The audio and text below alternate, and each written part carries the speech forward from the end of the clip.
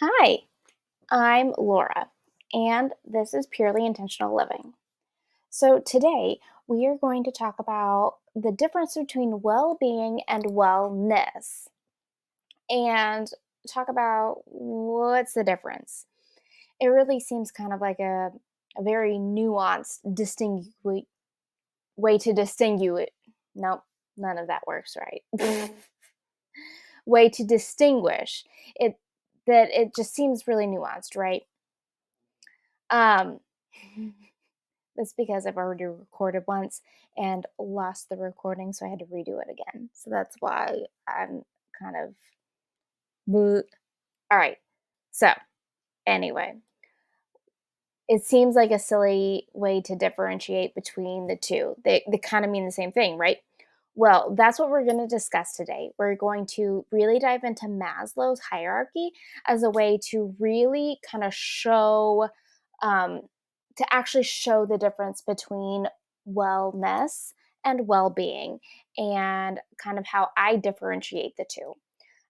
So, again, my name's Laura, and this is Purely Intentional Living. So, we will cover a little about myself, go over in detail Maslow's hierarchy of needs, why I'm a coach of well being and not necessarily wellness, and how we can stay connected and possibly work together. So, I hope you're ready to dive in because let's go. My name is Laura. I have a bachelor's degree in psychology and a minor in child development and family studies from Purdue University. I also have a master's degree in education, in special education, again, from Purdue University. So I am a Boilermaker through and through. Boiler up. I love my job as a special education teacher, but my chronic health issues made it impossible for me to continue working.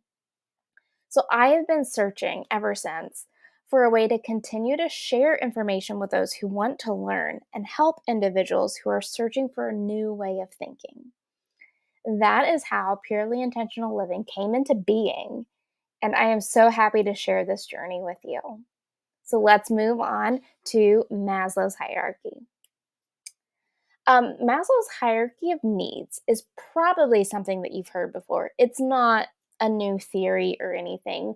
And actually, that it's kind of evolved over the time. And we're going to talk about like the fundamentals of it. Um, but we are going to detail each level and differentiate between wellness and well being within that framework.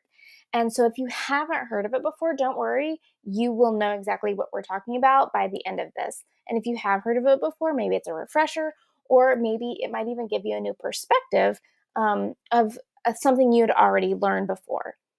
So, let's go in and start talking about the first foundational level of Maslow's hierarchy of needs. Um, but basically, let's do a little overview first. So, this is a pyramidal structure that shows the foundational needs found at the bottom are the ones that are absolutely 100% required to be met first. So, traditionally, there are 5 stages of needs that go from most essential for survival at the bottom and work up the natural progression of human development. So this doesn't necessarily show importance necessarily, but definitely what has to happen for you to move on to the next layer or the next level. Um, so if we break it down into kind of physiological needs or biological needs and then psychological needs, that's where we kind of can show yes, if we're just talking about biology, obviously the ones at the bottom are absolutely the most important. But if we're talking about the need for self fulfillment, which is what the hierarchy is all about, they're not necessarily more important, just they have to be met first. So, wellness is going to be the bottom half of the hierarchy. So, physiological safety and half of the belongingness layer are going to be wellness. And we'll distinguish why that is. With the top half being the other half of belongingness, esteem, and self actualization being the top half. So let's start looking at the very foundation of this hierarchy. So we have the hierarchy need of the physiological. So the foundation of this pyramid is the needs of the physical body. Your body requires food, water, air, rest, shelter, clothing, um, all of these kinds of physical needs. That simply, this is simply surviving and not necessarily thriving, but are the essential bare minimums for survival. Okay. Like you have to have air. If you don't have air, you suffocate, you die. This is very like boo, right in your face, kind of obvious and morbid. But that's just what we're talking about here. The bare minimum for survival, you have to have this. Your body has to have this or it will not survive. Um, the quality of the way that you meet these needs in this category really determine if you have a strong foundation for the rest of your pyramid or not. So, what does that mean? Um, if we just eat junk food all the time, it that will sustain our body. We are getting the essential energy that we need, calories, for our biology to continue to function. So that's the bare minimum of surviving. Do we have enough calories to keep us going to the next day? If we check that box, then we have met those needs technically.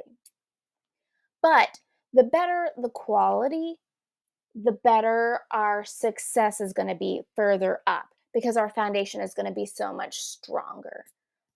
So I hope that makes sense. Um, so something that cannot be overstated is the quality that we give ourselves in meeting these needs really, really affects our success at being able to move higher and higher up this hierarchy. Another note I want to make is that this is something that I don't think it's talked about enough, and that's the need for rest.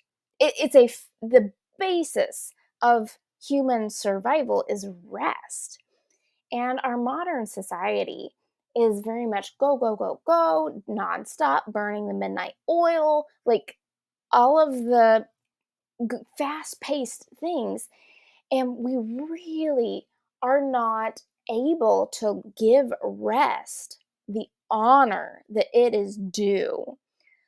We aren't taught, we aren't told, we aren't instructed on what rest actually means on a physiological scale. It just says, oh, I mean, yeah, they all say, like, oh, yeah, you're supposed to get 8 hours of sleep. Well, I mean, that can be true and that cannot be true. There's some like nuance with that as well. But yes, they do say, yeah, you need to get some sleep. But the quality of that really, really matters because sleep is at that foundational level. And if your sleep is not quality, if it's not serving you the best that it can, as you move up, it's going to be harder and harder to be successful moving up to the next level in this hierarchy.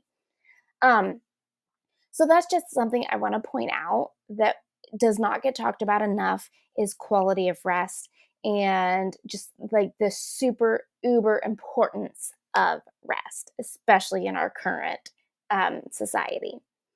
It's really interesting. I do know, as I stated earlier, I have chronic health issues, and I know they always talk about how sleep impacts health and how chronic health conditions are so much worse when sleep is interrupted, when sleep is a problem. And that really obviously hits home for me because I do struggle with sleep issues, especially if I'm not feeling well. And it's one of those things, I'm not sure if I'm not feeling well because I haven't been sleeping well, or if I'm not sleeping well because I, I'm not well. It's one of those like, which came first, the chicken or the egg situation. But this really drives home that sleep for for the human evolution, for the human development, and every single one of us, rest is pivotal. Okay. And I just wanted to make sure that I really drove that point home for you guys. Um, So let's assume that we've met all of our physiological needs and we're getting top quality sleep. Okay, what comes next? Well, next we move up to safety and security. So the next step of the pyramid is safety needs, okay? And safety is pretty fundamental on its own, right? But it is different. It is the next level because if your body can't stay alive, then safety is really a moot point, right? If we can't find food, then a bear attacking us in the night really doesn't matter. We're going to die sooner or later anyway. Kind of thing. If we're going back to again, biology, what our biology and what our genetics are telling us to do. Though that is how this part of the foundation works. Okay. Safety doesn't matter if our bodies are not going to survive to the next day. That's what this point is about. So, safety and security includes obviously physical safety, um, but also financial security and even health. All right. I do want to talk about financial security a little bit. Um, I mean, it is very important. I don't need to tell you how important finances are, right? Like, I just don't. This is just the way it is, the way this world is. I don't need to tell you that having money is not just good because then you have money, but it's literally essential. Um, Financial security is about making sure you have enough resources to sustain you for the next day on a physical level. So it's really in our biology, financial security is there um, because we need to make sure that we have sustenance to provide our energy needs for the next day. That's essentially it. So in antiquity, this would be our hunter gatherer ancestors would have security in a location if there was food there for multiple days. That's how they could be secure on a resource level in a certain place. They would have safety. Maybe they have a cave there. Maybe they've got like you know an outcropping in the forest where they are safe from predators and they're secure there because there's plenty of food for them to go out day in and day out and collect enough food resources to sustain their physical form. Okay, so that's why this is next level. It's next level because, again, if your body can't survive, there's no point. But as long as you can keep surviving, then you're safe and secure. And you can move on to the next level. The next level being belongingness and love. And something I really want to point out here is that this is where I see we differ from wellness here at the bottom to well-being at the top. And this one is split halfway. Half belongs to that bottom wellness category and half belongs to that top category of well-being, okay? So it's half and half. So we see this split. So after our obvious fundamental physical needs, then come our social connections. This level splits between the physical and the psychological. And that's kind of this distinguishing factor between wellness and well being, where wellness is more physical, it's more biological, and well being is more psychological, emotional in nature. Okay. Now, our brains physically seek out social connections. It physically needs social connections. We are hardwired to seek that out and to connect. But that just fits our that just checks a box, right? That's just surviving. When we have that social connection, our brains are seeking that out. When we have it, it's like, okay, I've got that. But our brain switches from surviving to thriving when not only do we have those connections, but those connections are genuine and healthy. Okay. So that's what distinguishes this from being a wellness and well being and why it's physical, but also emotional. Okay. So we can have all different kinds of connections with society, with others, with intimate partners. We need those things. We are social beings. We're social creatures. Our brains are programmed to be in community with one another. But again, that just checks a biological box. And if we have that, then our bodies, our brains can survive to the next day. But is that really surviving, or is that or are we able to thrive in that environment? We can see thriving when we meet these boxes with that genuine, that quality meaning of those needs, when we have quality relationships, when we have healthy relationships. That is what helps us progress to the next level.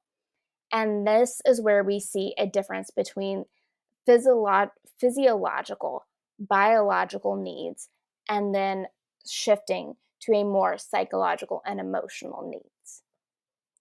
All right. So we've got our physical needs met, we've got our safety and security needs met, and we belong and we have loving, healthy relationships. What's next? Next, we move on to esteem.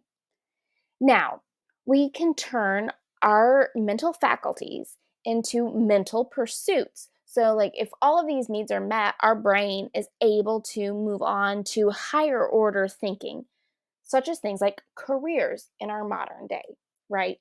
And not just mentally thinking about our careers, but also feeling what these pursuits allow us to experience.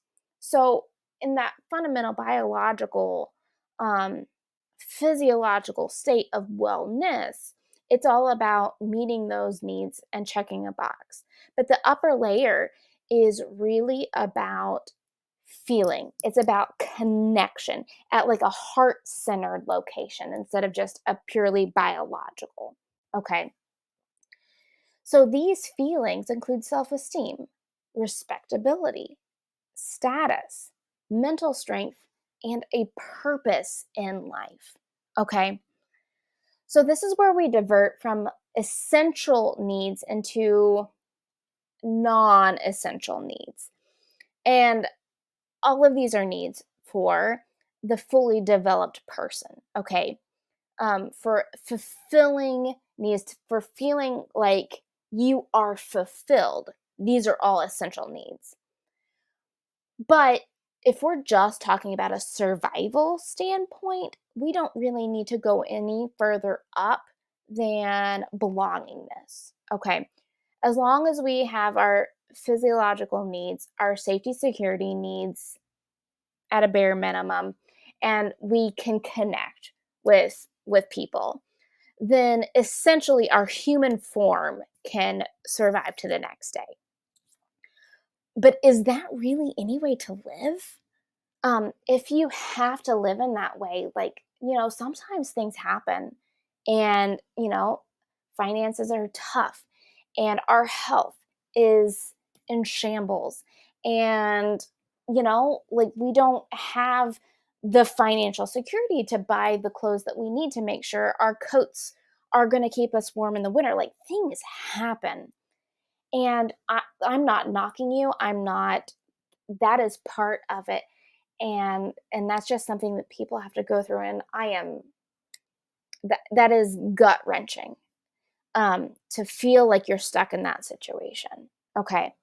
But when we are able to, yes, all of these needs are met and we're comfortably able to meet these needs, then we can move on to the next level of focusing on the way our jobs make us feel, right? um, if we go back to thinking about that emotional connection, yeah, we can have intimate relationships, but if they're not healthy, we're not going to be able to feel self esteem. We're not going to be able to feel like we can be respected, okay? Because we know we're not respected. All right. But that's just how it is. Um, so I want to point out that again, the quality of how we meet our needs is pivotal in moving up. and that the top level of esteem and self-actualization is, yes, it's human nature for us to be reaching towards that, but um, if we're stuck in a purely survival state, it's really not going to be possible for us to get to these levels. Um, and it's not good or bad, it just that's just the way things are. So if you're able to be here and you're able to be climbing this ladder and you're here at the self-esteem and you're working on these issues and you're able to climb up, then we can go ahead and start talking about what comes next. What is at the summit of this pyramid? And we have self-actualization. So finally, we turn to the summit, the very peak, the tippity top, what humans have been searching and striving for millennia. Okay, it has been written in stone where ancient peoples, have been talking about gods and creation of humans and where the world began. All of these concepts are coming from this right here. All of their other needs have been met. And so they're able to think higher order. They're able to think about beyond. So, this is the most spiritual aspect of the hierarchy. Everything else we've been talking about biology, we've been talking about psychology, and this is like penultimate psychology here. This is where our psychological needs are met, and we can go out further beyond. Okay, so this can be broken down into further categories, but really the summation of our high this is the summation of our highest psychological need is self actualization. Okay, so in this category, we're going to see personal growth, where we want to see intentional living, spiritual and soul growth, which is different than personal growth, I might add. And several other kind of ethereal ideas are all housed right here in self-actualization. That's why it can kind of be broken down further, but for our intents and purposes, we're going to talk about this being like the tippity top of Maslow's hierarchy. So we have our physiological needs, our biological needs, safety, security. We have connectedness with others. We have um, self opinion and purpose. And then we get to the top where we can focus on self actualization and thinking of very higher order creation of the world kind of ideas. So, what does this all mean? Why am I a coach of well being and not wellness? So, I hope I've kind of already made the point. Um, but to really drive it home, let's look at this. So I'm going to go back and forth between this page and the next page. Um, so if we talk about wellness and how it becomes well-being, first of all, wellness is biological. It's physical needs, it's physical safety and security needs, and it's that biological connection with others that we're striving for. That's wellness, okay? And then we shift to well being. So this would be feelings that come from social connections, feelings that come from having a life purpose, and feelings of having a connection with spirit. So, why did I choose well being? Well, if we go to my personal skills, we have my personal experience with my educational background in psychology and human development, as well as my career in the field of education, enables me to connect with individuals on their journey climbing their pyramid. I am not a licensed therapist, nor am I a licensed medical professional, but I am qualified in as an educational specialist with a unique understanding of how to relate information to those who want the support. So I worked with students. I love my students so much. I had some really great kids, and I can't say how amazing they were because they were just beyond amazing, okay? I love my students so much. They're fantastic human beings. But I really saw how we see this struggle with physical needs being met. I know there were students that went home. I mean, we're talking about, I worked with high schoolers mostly, but I've been through all of the grades. And I remember working in a preschool, and preschoolers, this was so great of our community, but they would go home with a backpack of food for the weekend because it was known in the school that they did not have food for the weekend. Like their physiological needs of food and water were not being met. And it's heart wrenching. But I know that there are those that are in that state. And it's just the way things are. Public school is really good about providing some of these wellness essentials. Um, so they can tap into providing for those physiological needs, the safety and security in a way, because schools can get proper authorities involved that need to be involved if there is safety issues, and so on and so forth. And schools also provide connection and community. But I really saw the utmost importance of having quality connections and how that really supports that human developmental growth. So, why I chose a well being coach instead of a wellness coach or just a general life coach is because, first of all, I'm not qualified to meet biological needs. I'm not a medical professional. I am not a therapist. I'm not licensed to practice any of that stuff. And I feel like that's very biological in nature. That's not my area of expertise. What I do have expertise in and experience in is that connection, that support, that um, how to support those who are looking to learn and change and grow in themselves. That's my area of expertise, and that is why I am a coach of well being. So, I hope that answered a lot of questions about, first of all, what's the difference between well being and wellness, what all of this means, and Maslow's hierarchy really can, I hope that really helped you visualize that difference and distinguishment, the way to distinguish between wellness and well-being, and like that physical biological and that psychological emotional, and how that kind of works together. So thank you guys so much for watching. If you would like to stay connected, if you like what I'm doing here, or if you'd like to work with me, here is all the ways that you can get in touch.